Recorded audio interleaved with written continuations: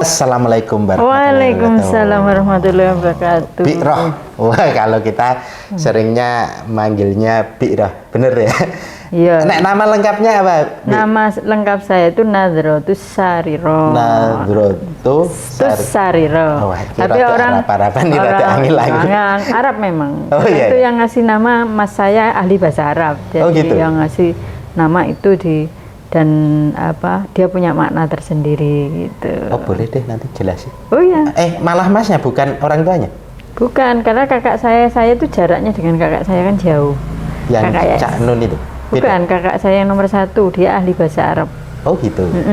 Dulu dari Gontor juga. Oke. Ini nanti malah dikulik ben tahu ini. Oh iya. Iya. Oke, teman-teman wedangers semua. Jadi teman-teman yang nonton itu jenenge wedangers. Karena mampir wedangan, Mbak. Di tempat saya dulu seringnya itu podcastnya awalnya itu mampir wedangan. Pas warung, jadi ya wis lah jenenge wedangers. Oke. Ya. Teman-teman wedangers, ini kita saat ini berkunjung ke kantor Yasanti. Lah, kantor Yasanti itu apa ya? Nanti bisa kita dengarkan dari beliau yang apa namanya? Mandegani. Bahasa Jawa Mandegani. Ya. Yang istilahnya mengurusi itu sama teman-teman itu Yasanti apa atau mungkin nanti aktivitas lain lah. Ini nanti sama Bi'roh gitu. Nah, yang belum like, comment, dan subscribe, monggo like, comment, dan subscribe. Ben, kita kayak YouTubers. Ya. Kayak gitu. Like, comment, and follow. Oh, and follow ya. Kayak Instagram apa gitu. Ya. Loh, YouTube ya harus di follow deh. Kayak gitu. Oke, Bi'roh, ini apa namanya? Ini saya senang sekali karena sebenarnya beberapa teman-teman dari LSMI juga udah beberapa gitu. Ya. Saya sih yang belum pernah ya. Jadi kemarin saya jadi inget pas ketemu di UGM itu. Wah iya Bi'roh ya. Gitu. Lalu nanti cerita kan itu di UGM itu bukan sekedar datang kan. Ternyata dapat penghargaan beliaunya. Tapi sebelum itu ini Bi'roh. Sedikit cerita deh. Nah, tadi kan aslinya kakaknya tadi sempat disebut malah mana Jombang.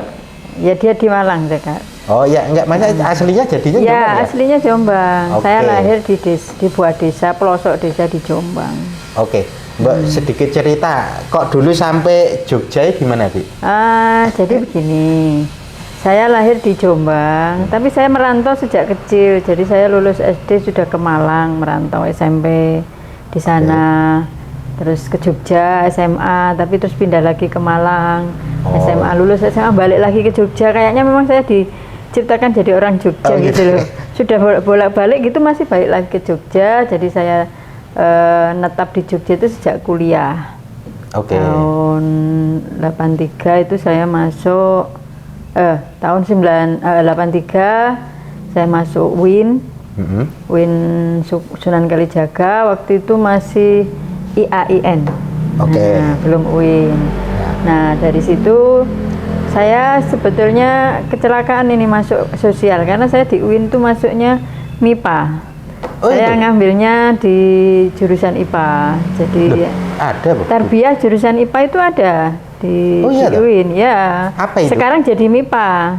Di Fakultas MIPA sejak jadi UIN jadi MIPA. Kalau dulu tarbiyah pendidikan jurusannya IPA. Jadi yang lulusan, namanya IPA gitu. Lulusan di situ tuh ngajar ada fisika, matematika, kimia, biologi begitu. Banyak ya. Tapi saya sebelum lulus sudah masuk jurang sosial. Gitu. Karena saya sebelum lulus diajak ada kakak saya yang juga temennya Mbak Gus ya waktu itu di Yasanti. Nah saya ikut volunteer.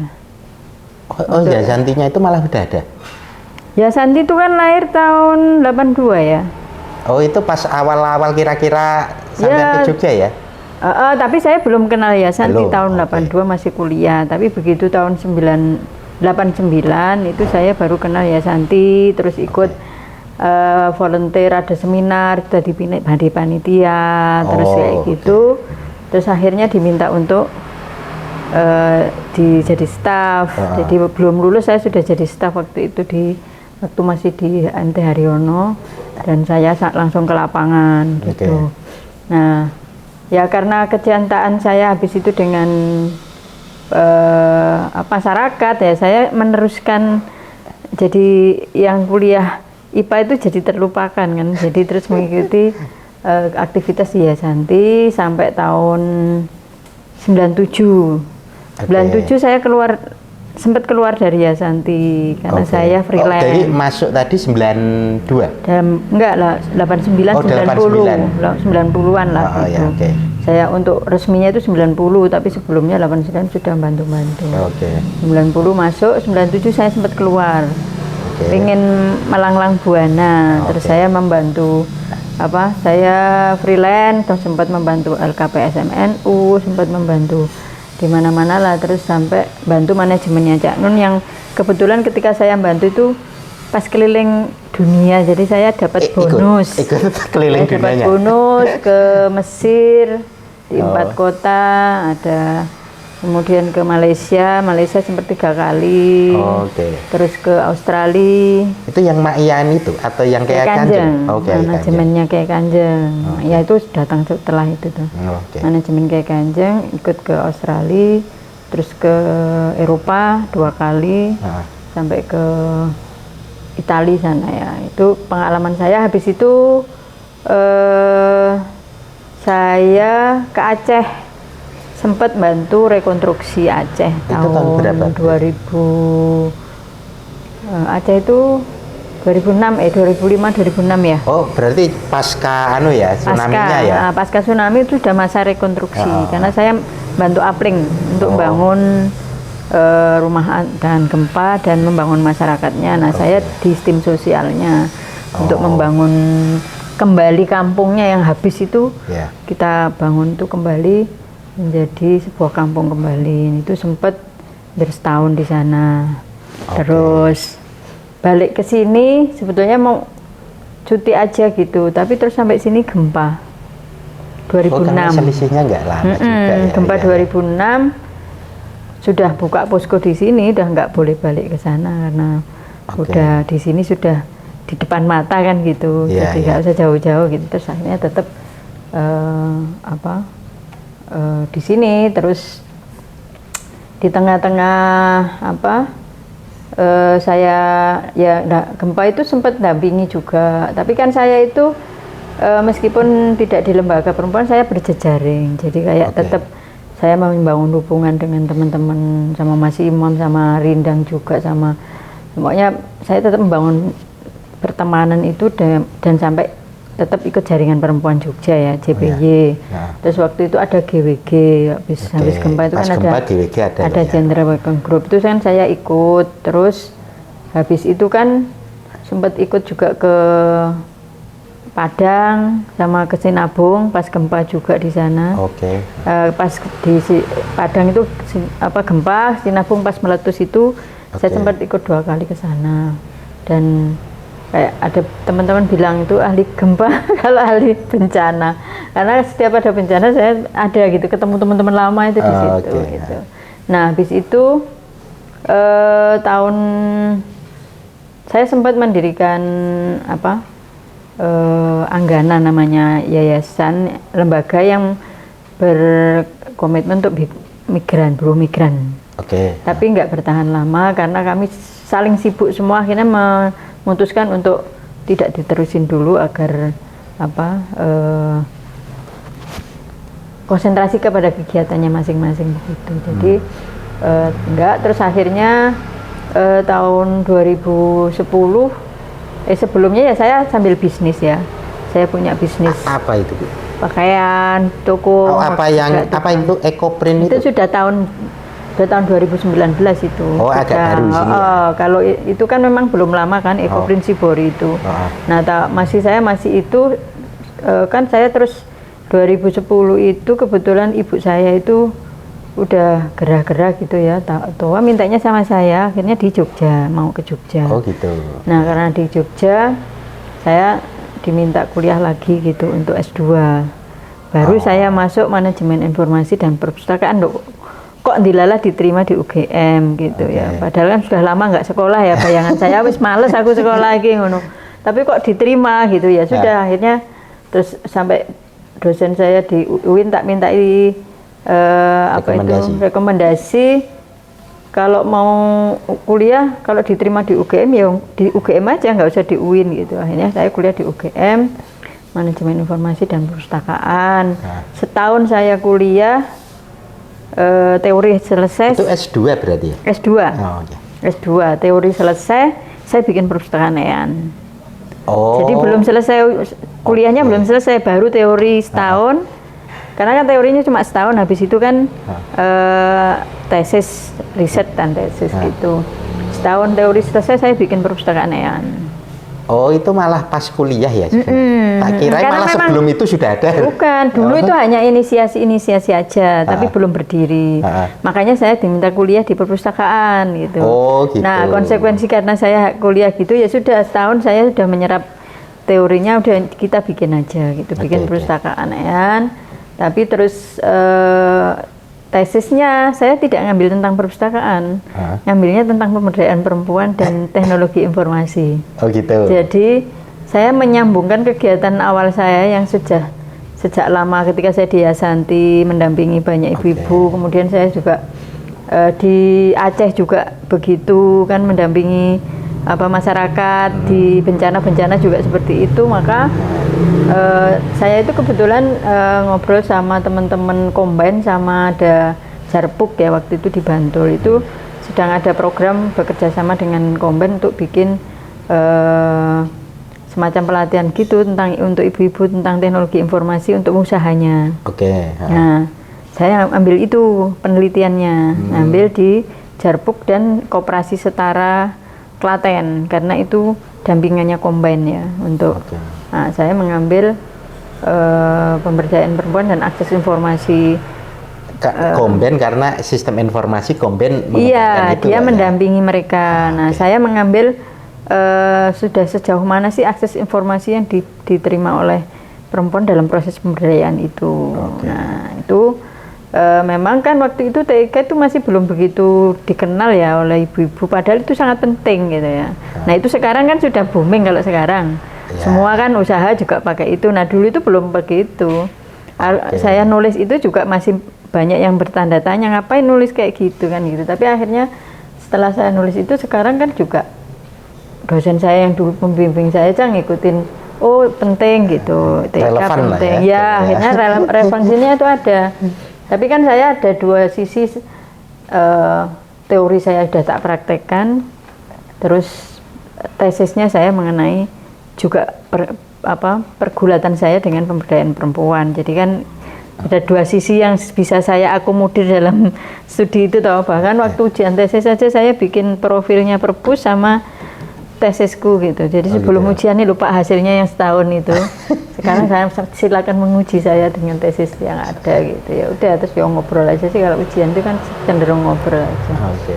Ya alhamdulillah bisa terlewati. Habis itu saya masih meneruskan di perpus EAN. Tapi di tengah perjalanan ya, kalau di perpus itu ya ada diskusi buku dan lain-lain ya. Tapi saya juga kebetulan ada teman saya SMA itu ikut nggak ini lagi pada belajar Sibori gitu kan, ayo belajar Ekoprint gitu. Nah, saya itu belajar awal tahun berapa itu? 2019. Oh ya, memang mulainya itu 2019. Awalnya itu saya belajar ya, mau belajar aja, habis itu lupa. Biasa takkan orang gitu. Terus tiba-tiba karena saya juga ada TK ya di rumah, kan kita punya TK full day school itu yang mana Gampe, maksudnya apa? Kasian. Jadi ada TK itu alhamdulillah, benar saya pengurus, terus guru-guru itu minta diajari Sibori. Nah, saya praktek di situ. Habis praktek Sibori, ngajari ibu-ibu guru internal, habis itu guru-guru GOP Kasian minta 90 orang pelatihan. Oh gitu. Iya, udah pelatihan. Habis itu guru mana gugus mana itu pada Imika. Terus ke Jombang. Di Jombang juga ada guru-guru TK minta diajari. Terus saya kan punya di Jombang ada sekolahan nih. Sampai SMK. Jadi mulai playgroup sampai SMK itu ada. Itu warisan. Pondok bentuknya. Bukan, sekolah aja. Oh. Itu warisan ayah dulu. Ayah itu tidak meninggalkan harta benda, tapi meninggalkan pendidikan. Jadi lembaga pendidikan mulai dari TK, SD, SMP, waktu itu sampai SMP. Tapi terus kita nyambungkan dengan bikin SMK, dan SMK-nya cukup maju sekarang karena muridnya dari luar banyak sekali, dan saya ngajari juga Shibori untuk guru-guru SMK dan murid-muridnya. Pertamanya untuk murid-muridnya biar untuk seragam, terus guru-gurunya. Nah kalau Shibori itu banyak saya melatih, bahkan terakhir kemarin ke Johor untuk ngasih ya, karena digandeng teman saya yang dosen UMY bikin pengembangan masyarakatnya keluar gitu. Saya ngajari buruh migran di sana untuk pelatihan Shibori di Johor, kemudian di Kuala Lumpur untuk Ecoprint. Itu beda ya? Beda. Kalau Shibori itu bisa menggunakan warna alam, bisa menggunakan sintetis. Kalau warna alam nanti kan memang pembuatannya agak lebih lama karena harus pakai kainnya di mordan dulu, kemudian baru kita mau itu pakai pewarna alam. Nah saya belum sempat explore yang sampai menemukan, saya masih kepingin, itu PR saya, pingin explore yang Shibori warna alam. Tapi kalau untuk penelitian di guru-guru dan lain-lain itu milihnya sintetis karena warnanya lebih jreng. Oh gitu. Kalau sintetis itu warnanya lebih jreng karena dan memang lebih awet, dan itu lebih mudah dan lebih murah. Kadang-kadang itu intinya murah itu ya. Jadi kalau sintetis itu kan, kalau Shibori itu kan teknik sebetulnya itu tekniknya dari Jepang, teknik melipat dan mencelupkan gitu. Shibori itu istilahnya teknik melipat dan mencelup. Jadi kainnya dilipat-lipat dengan berbagai model, kemudian dicelup juga dengan berbagai model. Hasilnya kayak di jendelanya yang sana. Yang sana.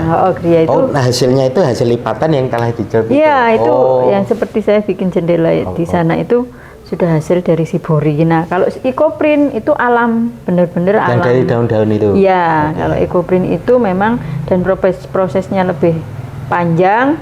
Kenapa mahal? Karena prosesnya panjang dan memang butuh biayanya lebih banyak. Jadi mamanya kan kalau Ecoprint kainnya harus dimordan dulu, kemudian dijemur lagi, terus baru dieksekusi, itu pun juga harus dikukus sampai 2 jam sekali. Iya, prosesnya agak lama kalau Ecoprint. Nah, kalau Shibori yang warna yang sintetis itu memang cepat. Jadi orang itu begitu ngelipat, itu sudah kelihatan hasilnya. Jadi mereka tuh seneng gitu. Tapi satu warna ya?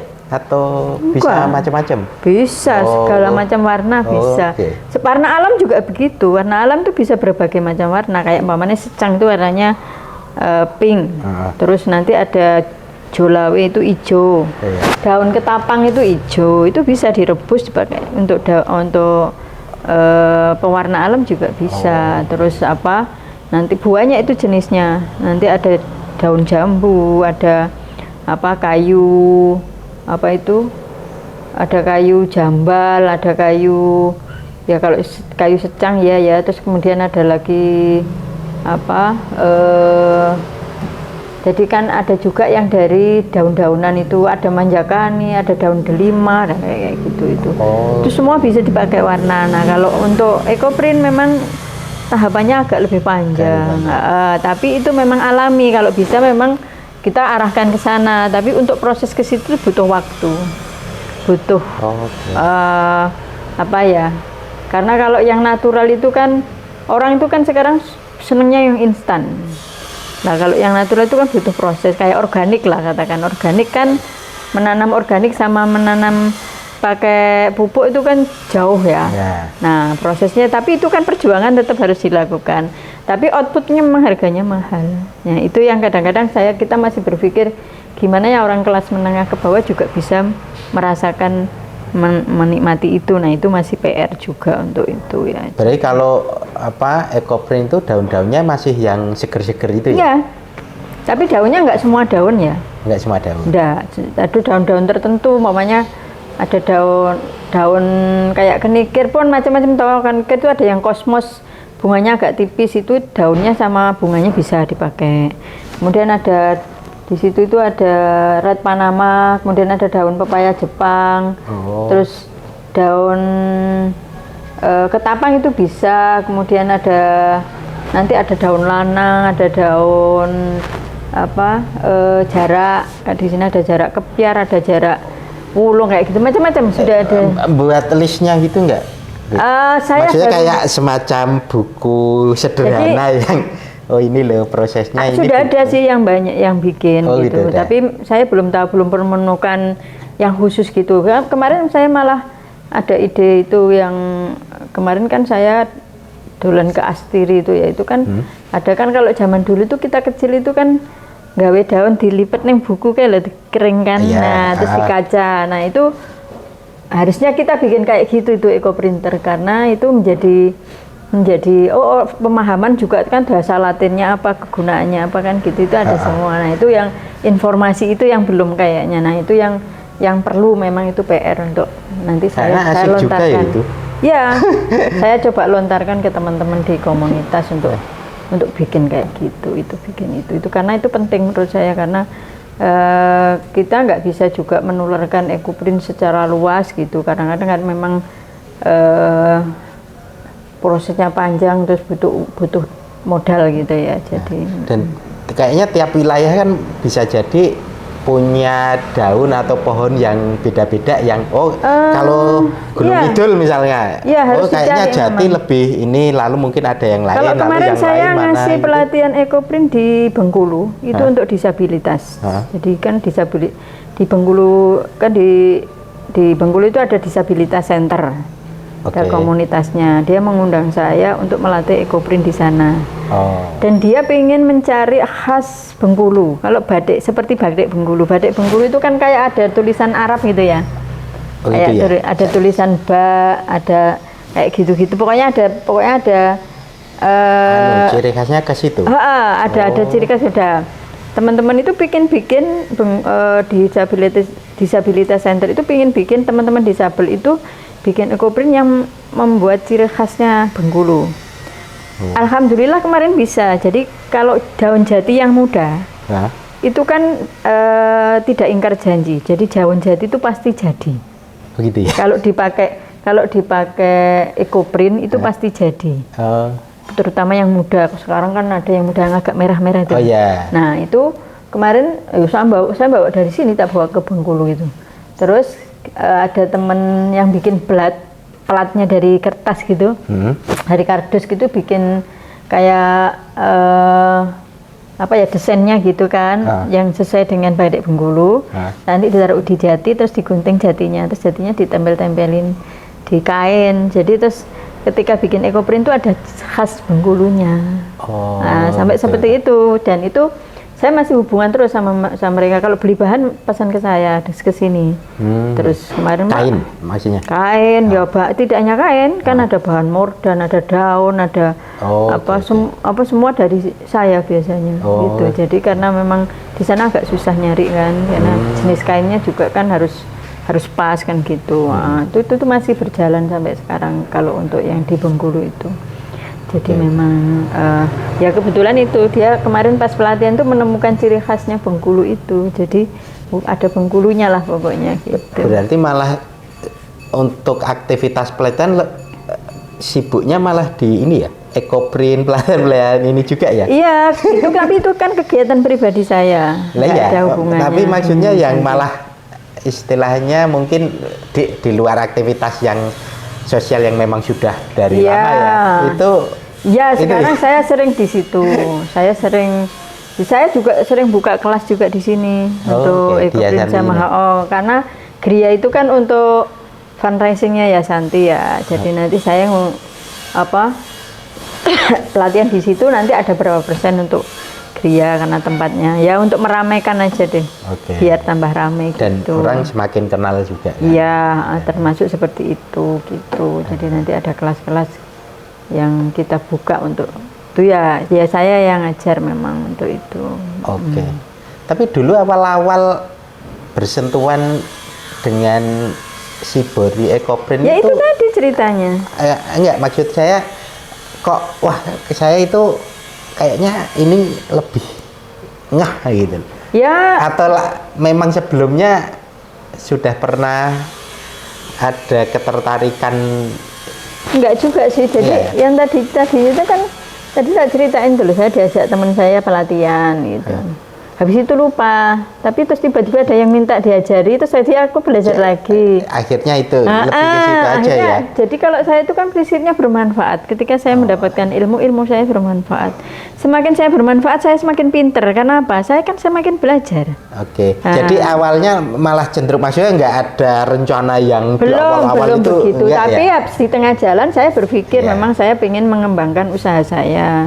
Oke. Karena kan bagaimanapun juga saya harus istilahnya itu ya incomeku itu kan juga bisa harus dari nyambi-sambi kayak gitu. Nah terus, nah ini ketika setahun ini saya diminta jadi direktur Yasanti, memang agak waktunya agak berbagi. fokus berbagi. Jadi kadang pelatihannya itu kadang-kadang terbengkalai, tapi kalau ada yang minta pelatihan saya tetap kasih. Kemarin tuh ya mamanya ada PKK ireng-ireng sana itu minta, ya udah tak kasih gitu, tergantung mereka minta. Kalau pelatihan itu kan pokoknya biasanya prinsipnya paket, pokoknya kain dari saya, ini dari saya, bayar berapa gitu, nanti kesepakatan.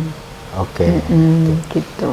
Oke, nanti kita ke sini lagi ya. Nah. Cuma sebelum itu Mbak sedikit terangin Yasanti sedikit. Tadi kan Yasanti, Ya, kalau kan orang, kalau saya mungkin lihatnya ininya ke apa? Buruh Ya. gendong atau apa sebutannya? Ya.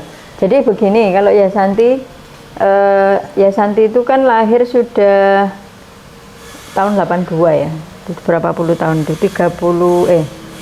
40 tahun. Oh, iya. 40 yang kemarin itu 40, sudah hampir 4 berapa? Tahun kemarin kita 40. berulang tahun yang ke-41. Iya.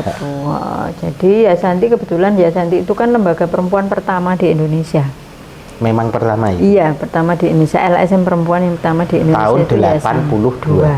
Ya, dulu awalnya Yasanti berkegiatan karena dari KKN ya. Dulu kan para pendiri itu sedang KKN di Kulon Progo, di Kebon Rejo, Temon sana. Oke. Terus kok KKN-nya kayaknya kok hanya KKN gitu. Terus Mbak Kos itu waktu itu Mbak Kos yang KKN di sana, terus mengajak teman-temannya untuk meneruskan mendampingi KKN itu, terus akhirnya mendirikan Yasanti. Dari situ terus programnya kemudian adalah tahun-tahun itu kan ada penelitian. Terus ada termasuk penelitian tentang buruh gendong. Oh, itu salah satu bagian ya? Bukan di awal-awal? Bukan. Kalau awal-awal itu jadi konsennya itu memang tentang pekerja perempuan. Makanya kenapa di desa yang KKN itu adalah perempuan petani. Perempuan yang bekerja jadi tani kan. Atau buruh tani atau juga pemilik lahan? Ya, kebanyakan buruh tani. Buruh tani? Ya, kebanyakan buruh tani karena buruh tani. Jadi ada buruh tani yang didampingi oleh teman-teman pendiri Yasanti ya dulu ya. Ada. Itu generasi awal siapa tuh, Mbak? Ya, generasi awal itu ada Mbak Kus Yuniati, Mbak Budi Wahyuni, Mbak Nurjanah Johantini yang ketua Aisyah itu pusat. Oh ya. Terus ada Mbak almarhumah barusan meninggal Mbak Wiwi, itu orang hutanan UGM, Profesor Wiwi. Profesor siapa namanya aslinya itu Mbak Wiwi. Terus dulu ada Mbak Kumara Dewi, ada Mbak Susi dan lain-lain gitu. Tapi yang inten di Yasanti itu Mbak Kos, namanya Sri Kos Yuniati. Jadi dia yang megang mulai awal. Nah, dari setelah petani itu kemudian ada program pendampingan untuk buruh pabrik di Ungaran. Jadi tapi kan penelitian dulu ya, need assessment. Assessment dulu. Terus habis itu juga penelitian untuk buruh gendong. Nah buruh gendong itu tahun berapa berarti? Di kisaran? Ya sekitar. Udah 80-an juga itu? Iya, 89-an itu sudah ada mulai penelitian itu. Tapi setelah hasil penelitian itu kan kita merasa kok penelitian tok ibu ngopo kan gitu. Terus kita perdalam dengan asesmen. Kita need asesmen lagi sebetulnya kebutuhan ibu-ibu itu apa. Nah akhirnya kan ya pendekatannya memang agak susah ya, tapi waktu itu ya mamanya dia pengennya apa, pengajian, ya udah kita adain pengajian.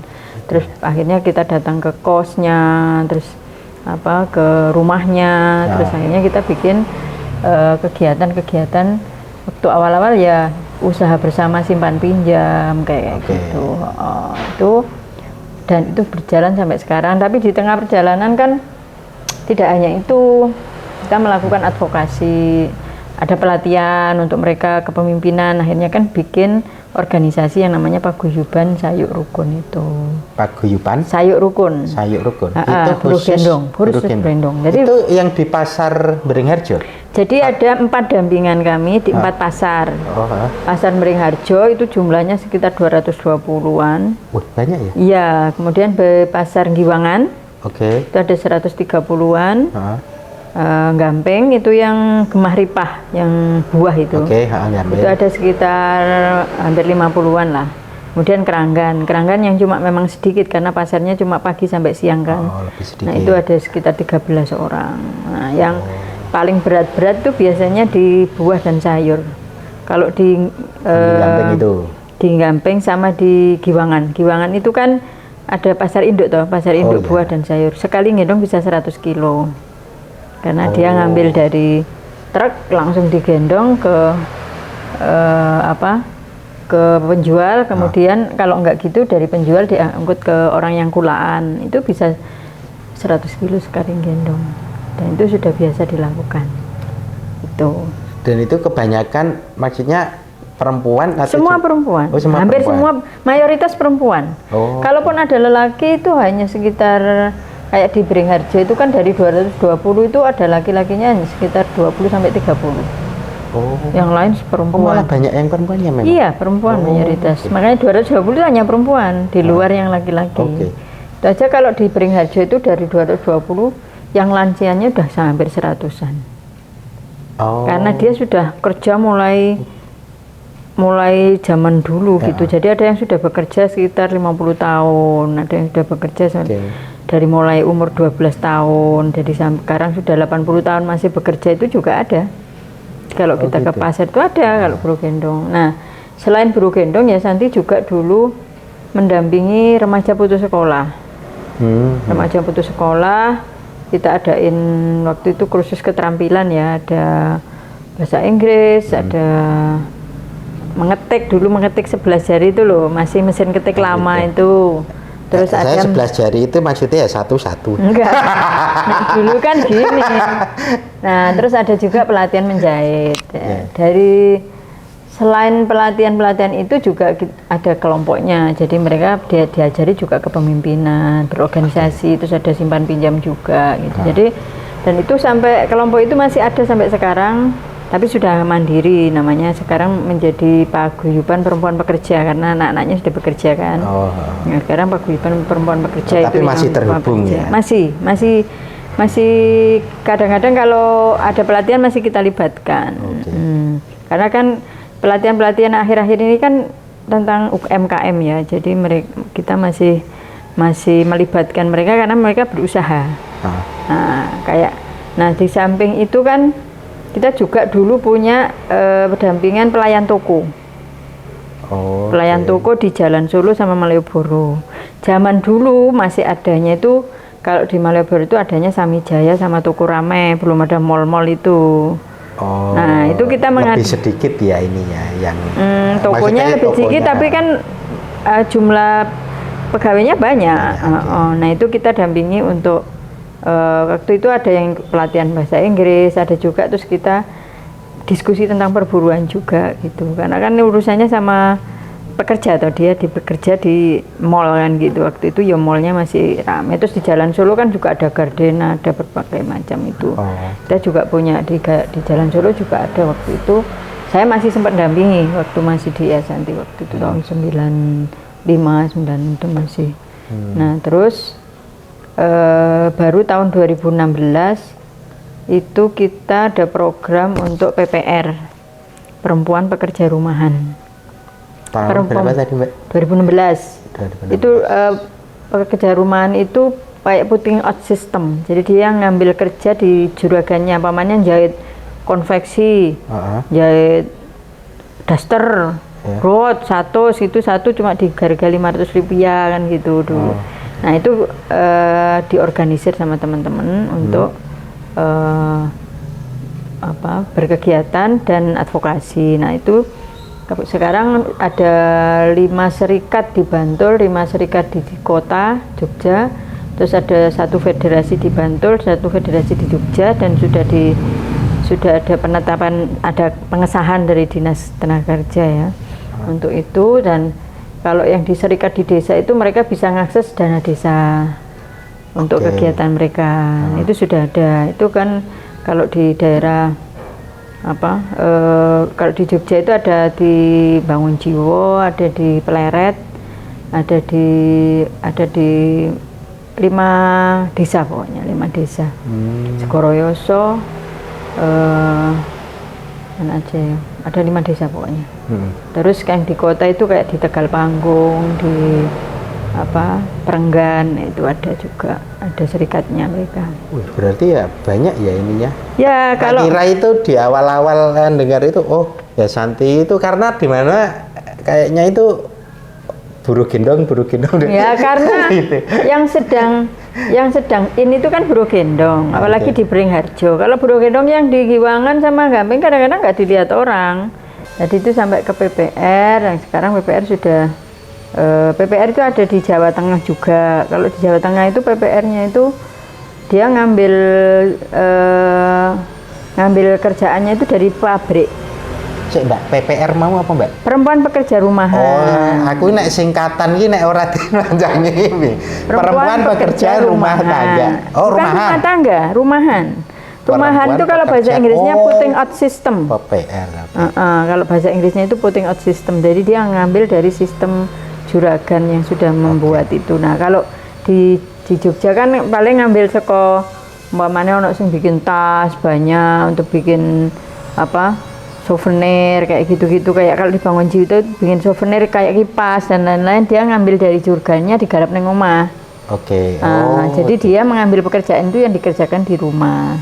Itu yang namanya pekerja rumahan itu. Nah kalau di Jawa Tengah itu kita juga ada dampingan PPR, karena dulu kan kalau di Ungaran itu kita dampingannya buruh industri. Waktu itu belum boleh ada kebebasan berserikat, jadi kami mengusahakan pendampingan untuk dia berserikat, doyak-oyak tentara. Kemudian aku mengalami gitu ya? Oh iya, zaman tahun 95-96 itu ya pokoknya waktu itu nggak boleh buruh itu berorganisasi. Jadi kalau kita diskusi atau apa ada yang memata-matai itu sudah biasa.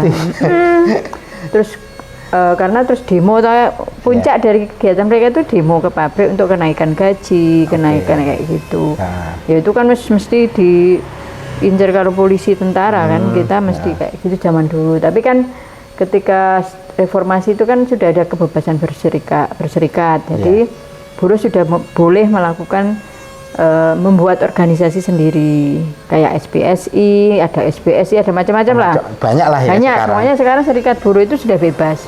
Nah, ketika sudah bebas, kita tidak lagi mendampingi sampai intern di pabrik, tapi kita lebih kepada memfasilitasi kalau teman-teman serikat nanti kita ada pelatihan, kita ajak mereka pengurus-pengurus serikat itu untuk pelatihan, baik pelatihan pengorganisasian,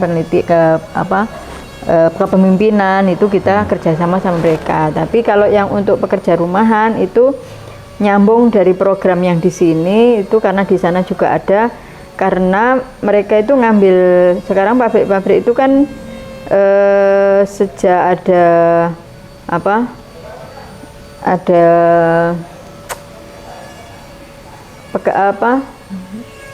bekerjanya itu dia nggak melalui langsung penerimaan itu loh. Nah itu kan ada perubahan. Nah kalau pekerja rumahan di Ungaran itu dia ngambil di pabrik bahannya, umpamanya bikin sarung tangan golf, terus untuk bikin kaos, bikin apa dijahit di rumah gitu, ada arang dan lain-lain. Istilahnya ngambil dikerjain rumah nanti. Nah itu kan akhirnya bikin kelompok-kelompok tersendiri. Nah itu juga kelompoknya kayak di sini by desa. Jadi di sana kan ada desa-desa itu. Nah ada satu desa yang pekerjaannya PPR kita kumpulin, ada organisasi. Dia juga bisa akses program ke desa. Umpamanya desa ada musrembang diajak untuk nanti biar dia bisa mendapatkan akses. Nah, mereka sudah ada yang bikin koperasi juga untuk kegiatannya gitu kan. Di Ungaran juga ada 5 serikat juga di sana, ada di 5 desa. Untuk ya kalau dengan adanya serikat kan dia juga bisa bargaining harga kepada pabrik. Terus ada juga tadinya itu kan ngambilnya boleh cuma sedikit gitu, tapi kalau melalui organisasi terus ada poolnya itu dia bisa kerjasama, jadi bisa ngambil kerjaannya lebih banyak. Nah upahnya sedikit bisa diperjuangkan dengan serikatnya, bisa lebih, kalau tadinya ada 5.000 bisa naik 8.000 kayak gitu-gitu, itu per ini ya, per item gitu kalau. Nah itu yang di Jawa Tengah. Kalau di sini ya karena pandemi kemarin itu banyak yang mereka akhirnya beralih usaha jadi mini UMKM gitu. Jadi ada yang membuat, hitungannya malah mandiri, buat sendiri. Lebih kepada, terus ada yang satu karena kita ada kemarin rangkaiannya kita ada pelatihan digital marketing. Nah itu ada yang sudah jadi juragan juga, tapi dia mengajak teman-temannya, jadi ada pesanan tas gitu ya, banyak gitu. Nah dia sudah teman-temannya diajak untuk bekerja bersama di situ. Nah itu sudah ada. Tapi kan bahwa ada juga yang usaha kuliner juga sudah lumayan, karena kita dalam pelatihan itu kan kita mulai bagaimana membuat izin usaha. Kita gandeng dengan dinas UMKM, mengundang mereka untuk bagaimana membuat bikin NIB. Kalau syaratnya sekarang kan kalau UMKM itu harus punya NIB. Nomor induk berusaha. Itu bagaimana caranya bikin. Itu ngurusnya di dinas UMKM. Tapi kita bisa, karena kita advokasi, jadi kita bisa mengundang dia ke sini, mamanya untuk ngisi, ngajari teman-teman. Kemudian ada juga sertifikasi halal. Nah itu bagaimana caranya? Ya itu kita juga akseskan ke sana. Untuk ada yang sudah punya sekarang, kayak Buru Gendong pun ada yang berusaha. Jadi kayak pandemi kemarin ada yang bikin wedang uwuh. Nah itu ada yang sudah sampai sertifikat halal, terus dagangannya juga semakin laris gitu ada. Nah memang ya mengikuti perkembangan sekarang orientasinya apa sih kan, itu kita ikuti gitu. Yang punya keinginan berusaha ya kita usahakan untuk dampingi untuk sampai dia membuat usaha yang benar-benar mandiri dan sesuai aturan yang ada gitu. Berarti ya Santi itu sejak awal berdiri sampai sekarang benar-benar eksis ya. Emang dikira? Enggak, masalahnya kan beberapa organisasi kan kadang ada yang timbul tenggelam gitu loh. Alhamdulillah ya Santi itu memang teman-teman itu kerelawannya tinggi ya, kadang nggak digaji juga tetap ngopeni. Yang jelas itu kalau dalam pemberdayaan itu kan ngopeni masyarakat nih. Jangan sampai kita meninggalkan dia dalam konteks yang belum siap gitu. Kalaupun siap harus benar-benar tetap ada hubungannya yang dibikin yang nanti semanis mungkin untuk dia mandiri kan gitu. Jadi tapi kita tetap sambungkan, nggak boleh lepas, karena kayak Buru Gendong itu ya kan ada 4 pasar. Organisasinya ya Paguyuban Buru Gendong, Pasar Mendingharjo, Giwangan, Keranggan dan Gamping. Tapi di Dawa 4 ini ada organisasi yang melindungi 4 ini. Jadi ini ada BG Paguyuban Saya Rukun DIY. Jadi semuanya gitu. Jadi ini pengurusnya. Pengurusnya itu bertemu 2 bulan sekali di sini biasanya. Itu untuk melaporkan perkembangan kegiatan teman-teman apa sih, kesulitannya apa. Nanti saling mengisi. Kalau di sini ada masalah kayak gitu, cara nanganinya seperti ini. Jadi mereka saling sharing aja, sharing untuk mengitukan. Itu kalau Buru Gendong. Kalau di PPR ya itu kan ada federasi. Jadi 5 serikat itu punya 1 federasi, itu dalam rangka juga mengsolidkan organisasi itu. Dan kalau organisasi itu solid dan jalan, kalaupun mandiri dia tetap ada hubungan dengan Yayasanti. Kita cari yang pas gitu. Oh ini butuhnya ini sekarang sudah mandiri butuhnya hanya ini kayak gitu. Kita cari terus. Tapi kegiatan nggak pernah berhenti, Mas Sugeng. Oh, Oke, ini nyambung karena dari aktivitas tadi kan dari Ekoprint, dari Yayasanti, lalu dari aktivitas kemana-mana soal bencana itu macam-macam gitu kan. Sampai terakhir saya ketemu sampean dapat penghargaan. Jadi ya, saya pas main Des Natalis ya, iya. dapat penghargaan itu gimana? Jadi ceritanya begini, saya sih kan orangnya juga enggak.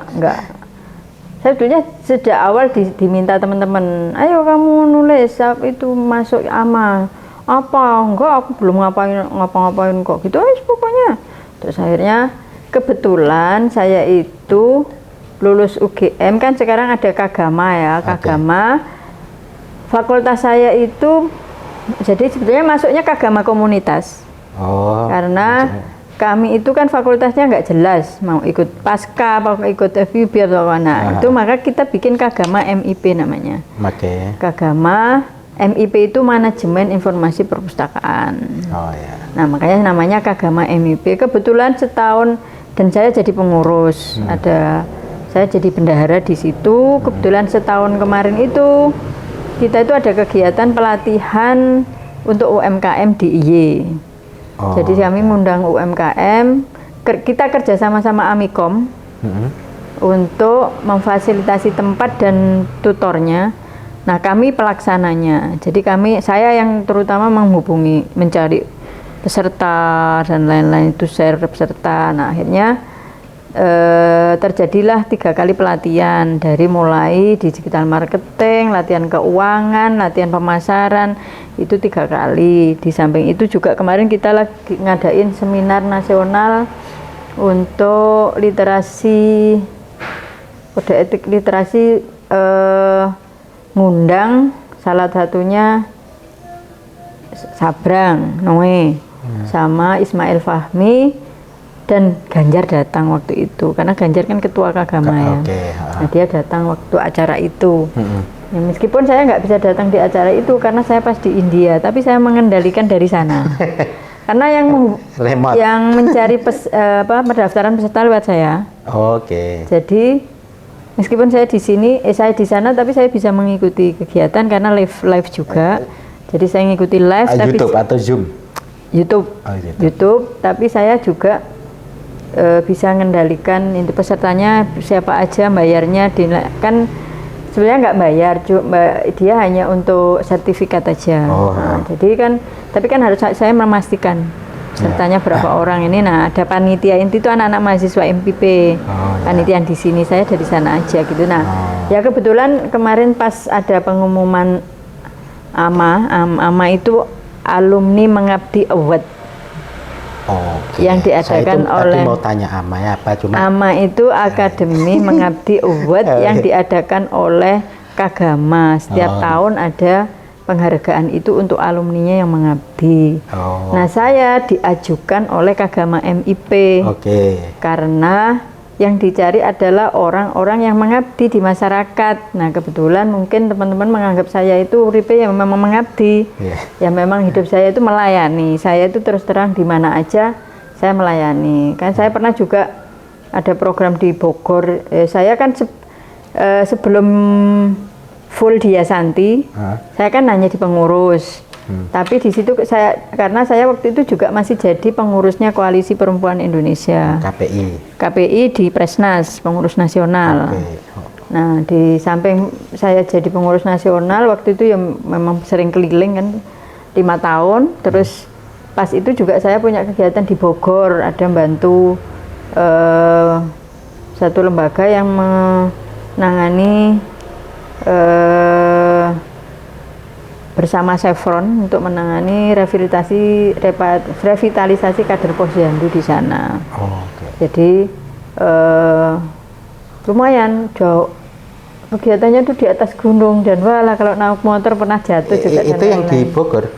Oke. Saya pernah di Bogor juga untuk ya riwa-riwi gitu, tapi saya begitu saya di sana maksimalkan diri saya. Ya. Jadi saya di sana 2 hari gitu di 4 desa keliling. Pokoknya aku kudu ngisi nyuap-nyuap di situ. Saya kan ngajari mereka paling identifikasi potensi masalah, terus solusinya. Kayak itu alhamdulillah kok di sana itu berhasil ya. Dan bahkan ada satu koordinator yang dulu tak jadiin koordinator 4 kelurahan itu sekarang dipercaya oleh kecamatan jadi ketua UMKM, terus jadi minta DLH untuk gabung kayak gitu. Tuh rasanya gini apa ya yang kita temani itu berhasil itu seneng banget. Awal-awal itu Bu saya diminta kan waktu itu di sana itu selain ada bagaimana peningkatan kader posyandu itu kan saya juga bikin alternatif untuk kader itu bikin usaha ekonomi. Jadi identifikasi potensi di situ apa, potensinya apa, karena selama ini di posyandu itu kan kalau namanya makanan tambahan itu kan seringnya cuma kacang hijau. Iya. Nah, bubur kacang hijau lah pokoknya jenis paling susu paling apa kan. Saya mencoba menciptakan untuk apa sih yang bergizi di sana, potensi yang di sana untuk menambah gizinya anak-anak. Nah, saya gandeng ahli gizi puskesmas. Untuk setiap kita pelatihan kita ajak dia ngukur gizinya. Ini umpamanya ada bikin waktu itu. Jadi di sana itu ada apa sih? Oh, ini Bu biasa bikin singkong. Singkong dikasih gula itu loh. Di sana itu namanya apa gitu tuh. Tapi kan nenek lemet gitu loh. Nah, di sana itu didang panjang gini terus diiris. Gitu kalau di sana itu. Nah, kita coba pakai di sini sedang musim apa? Apokat Bu, coba dikasih apokat itu kan. Dikasih apokat dalamnya. Begitu dipotong masak itu keluar hijaunya bagus tuh loh. Bu, bagus ini. Ayo dikasih nama. Ini alternatif kan gitu. Kasih nama apa? Ya ibu-ibu yang ngasih. Oh, Princess Avocado. Jenenge keren. Nah, terus juga ada mamanya di desa yang lain banyak ikan. Terus apa yang bisa dibikin makanan tambahan untuk anak-anak yang menarik dan akhirnya bikin nugget.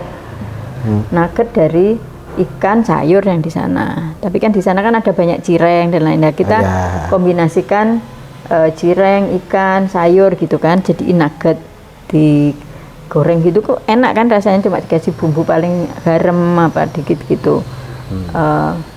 Terus dikasih nama apa Bu yang keren, Cikansa gitu kan ya, padahal itu nugget tapi itu menarik jadi anak-anak suka gitu dan ibu-ibu bisa bikin sendiri karena di situ sudah potensi. Sudah ada ikan, sudah kolam ikan dan lain-lain kan, potensi ikan sudah ada. Sayur juga sumbernya sudah ada. Sayur juga banyak. Terus apa? Cireng juga kan sudah biasa kalau di Jawa Barat itu. Makanya terus bikin cikansa itu terus macam-macam, yang macam-macam gitu bikin. Terus kita bikin lomba antar desa, antar posyandu dulu. Lomba makanan itu tadi alternatif. Antar posyandu, nanti dari antar posyandu yang nanti ada lomba antar desa karena kami mendampingi 4 desa. Jadi terus dari hasil itu dilombakan antar desa.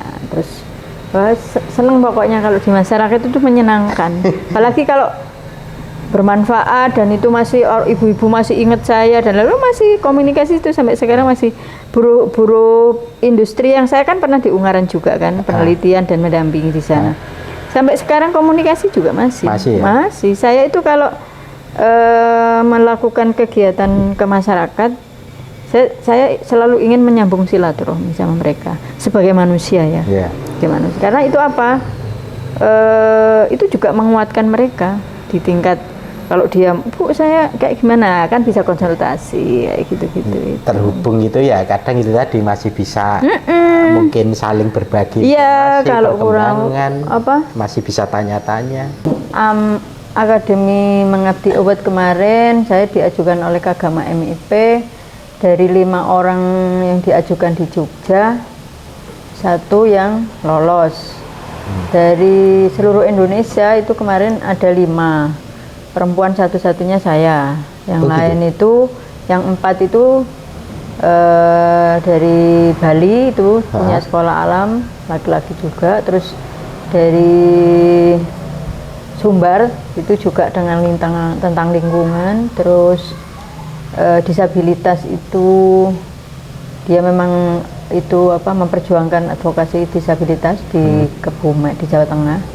Kemudian satunya lagi itu dari Pati yang dia punya kegiatan bola, jadi dia salah satu mentornya Arhan yang sekarang sedang hit di persepuluhan di Indonesia. Itu 5 orang, yang perempuan cuma saya. Itu yang kemarin Akademi Mengabdi Award di UGM. Mereka setiap tahun ada. Itu Chen buat karena orang yang judulnya mengabdi memang diambil orang yang mengabdi di masyarakat gitu. Jadi yang diajukan itu kan banyak, itu dilihat juga ini benar-benar mengabdi atau enggak. Kayak mamanya ada kemarin, ternyata dia bisnis, berarti kan bukan mengabdi. Ternyata dia hanya bekerja, berarti bukan mengabdi gitu kan. Jadi kan memang mengabdi itu kan agak susah ya, karena mengabdi itu kadang-kadang sering nggak dibayar. Jadi memang mengabdi itu totalitas untuk masyarakat. Volunteerismenya ada. Iya, kerelawanan volunteerisme itu tinggi. Jadi itu yang pengabdian itu diambil seperti itu. Dan saya kira mereka ngelihat kiprah kita lah, dari tidak hanya dari yang di sekelumit kata, tapi mereka pasti ada rekam jejak juga kan. Sekarang kan ada rekam jejak digital kan sangat banyak itu. Nah, mereka pasti akan membuka itulah untuk jurinya untuk melihat sampai ke situ. Gitu sih. Ya, terus ya nek saya ya memang hidupnya mengabdi. Jadi saya itu seneng kalau bermanfaat itu loh. Kalau bisa ya bermanfaat sampai doa saya itu dikasih umur yang bermanfaat. Gitu. Kalau Yasanti ini sampai kapan? Dalam konteks struktur? Saya itu baru minta untuk jadi direktur tuh Februari tahun kemarin. Baru aja. Jadi saya masih punya PR banyak. Setahun ini 5 tahun ya? Atau berapa? Enggak sih, ya tergantung kita. Tapi kalau itunya paling 3 tahun. 3 tahun. Tapi saya berharap harus ada regenerasi, karena kalau nggak ada regenerasi nggak ada yang melanjutkan. Nah, saya itu sekarang fokus untuk itu, untuk bagaimana kita melibatkan anak-anak muda. Kita sekarang sudah volunteer, ada yang magang, anak-anak yang untuk bagaimana dia juga berkiprah di masyarakat gitu. Itu yang sedang diusahakan untuk sampai ke situ, ada regenerasi. Itu isu yang mungkin beberapa lembaga juga sedang menggarap ya. Nah, untuk sustainable organisasi juga perjuangannya kira-kira kan gitu. Karena kan anak-anak sekarang kan cenderung kalau bisnis mudah ya sekarang kan.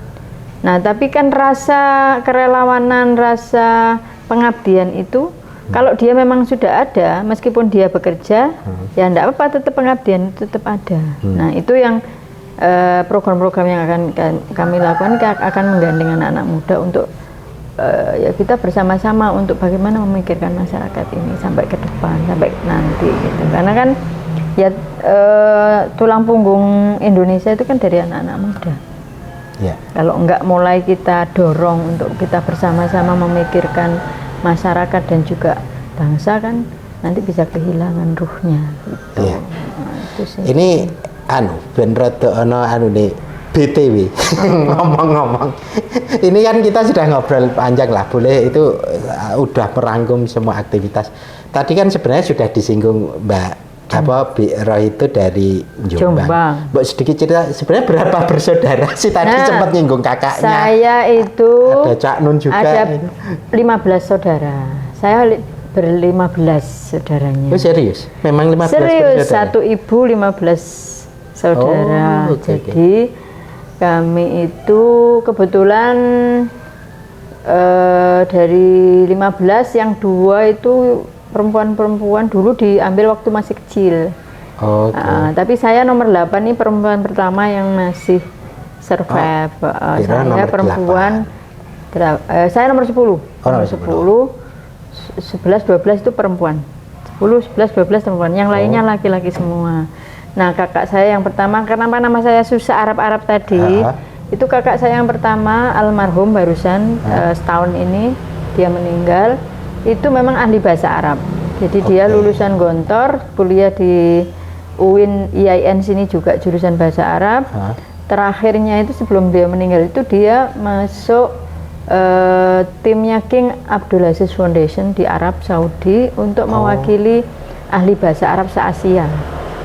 Memang sudah diakui sebagai dia memang ahli bahasa Arab gitu. Makanya dulu ayah meminta mas saya yang ngasih nama karena kan itu jaraknya jauh toh, dia nomor 1 saya nomor 10 kok. Selisih berapa tahun itu kira-kira? Ya 15 ya lebih. Sampai 20 ada? Iya. Jadi memang panjang selisihnya. Jadi dia disuruh ngasih nama.